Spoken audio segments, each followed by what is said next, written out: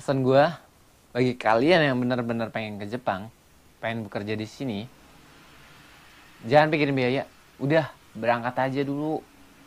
Ntar masalah biaya tuh gampang. Kalau kalian usaha, Tuhan pasti bakal kasih jalan. Gue percaya itu. Dan kalian juga harus percaya. Assalamualaikum warahmatullahi wabarakatuh. Jumpa lagi bareng saya, Kafikum Hajime.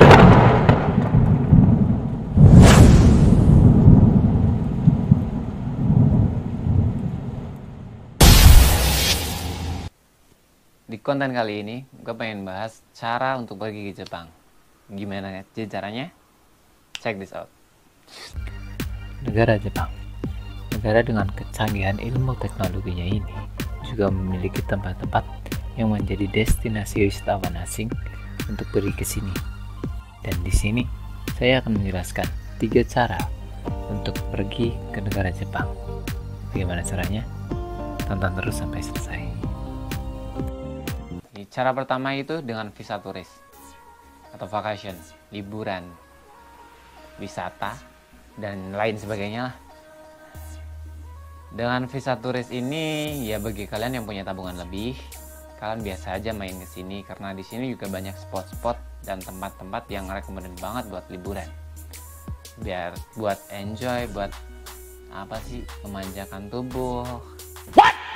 Karena di sini ada onsen, pemandian air hangat, banyak tersedia di sini.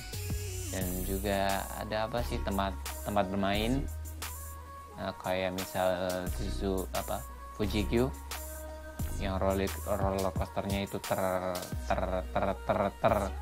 di dunia, apa sih, menakutkan kali ya. Damn! Dan Gunung Fuji, bagi kalian pecinta Gunung Fuji, kalian bisa naik Gunung Fuji ke sini, keren dari atas. Gue udah pernah soalnya. Sombong amat. Dan untuk informasi lebihnya, kalau setahu gue visa turis ini berlaku berapa hari sih? 90 hari kalau nggak salah, 90 hari di Jepang. Setahu gue. Ya lanjut.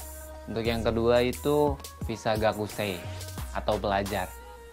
Bagi kalian yang minat, yang punya keinginan kuliah atau mencari ilmu di sini, kalian bisa dengan mudah ya carilah caranya. Gue soalnya nggak tahu di dalam bidang kuliah, soalnya gue benar-benar nggak tahu ya.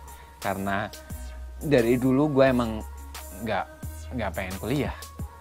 Sebelum lulus SMK juga gue udah ibaratnya udah tertanam di hati, di benak pikiran ya, gue nggak pengen kuliah.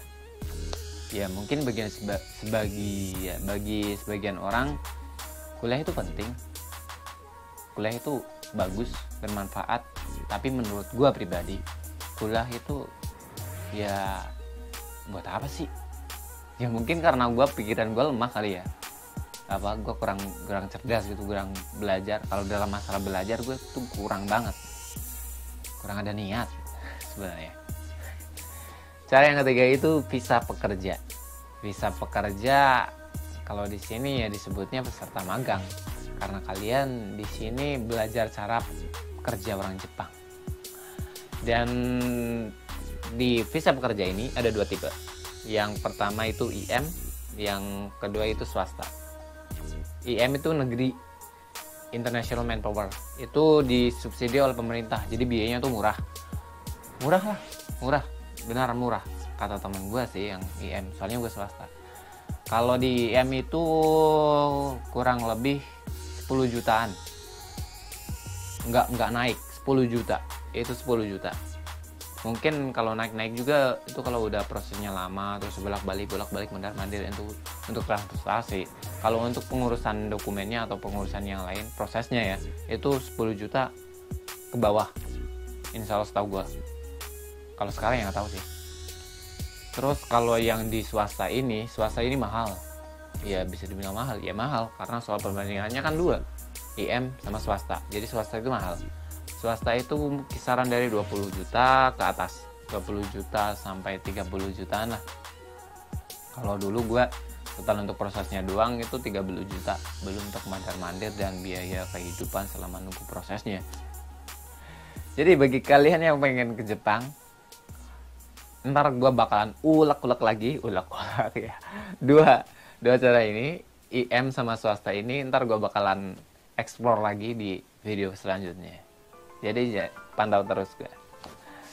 Pesan gue, bagi kalian yang benar-benar pengen ke Jepang, pengen bekerja di sini, jangan pikirin biaya, udah berangkat aja dulu. Ntar masalah biaya tuh gampang. Kalau kalian usaha, Tuhan pasti bakal kasih jalan. Gue percaya itu. Dan kalian juga harus percaya. Duit, masalah biaya, ntar pasti ada deh jalannya. Nggak tahu, ya gimana sih? Gue juga dulu nggak ngeh ya, ibaratnya nggak nyangka-nyangka. Kok ada aja duit segitu, duit datang buat bayar proses. Padahal ya gue nggak pegang duit banyak, gue modal dari mana, gue kerja aja belum. Lulus sekolah kan gue kerja tuh kerja dari kuli doang di rumah, jadi bayarannya bukan sedikit. Nggak kerja di pabrik karena sebelum gue lulus SMK gue tuh benar-benar nggak pengen kerja di Indonesia. Karena gimana sih ya bro, ya maaf aja yang kerja di Indonesia ya, soalnya ibaratnya kalau gue pribadi, gue pikir sendiri ya, kalau kita pengen hidup di kampung, kita pengen usaha, kita butuh modal gede. Dan kalau kita kerja di pabrik Indonesia, gajinya cuma berapa? Dan kalau kita butuh modal gede, kita harus berapa tahun dulu baru dapat. Itu juga setiap bulannya kita butuh pasti ada kebutuhan, dan kadang ada juga kebutuhan yang tak terduga datang. Gede. Nah, duit itu langsung hilang, tabungan kita hilang.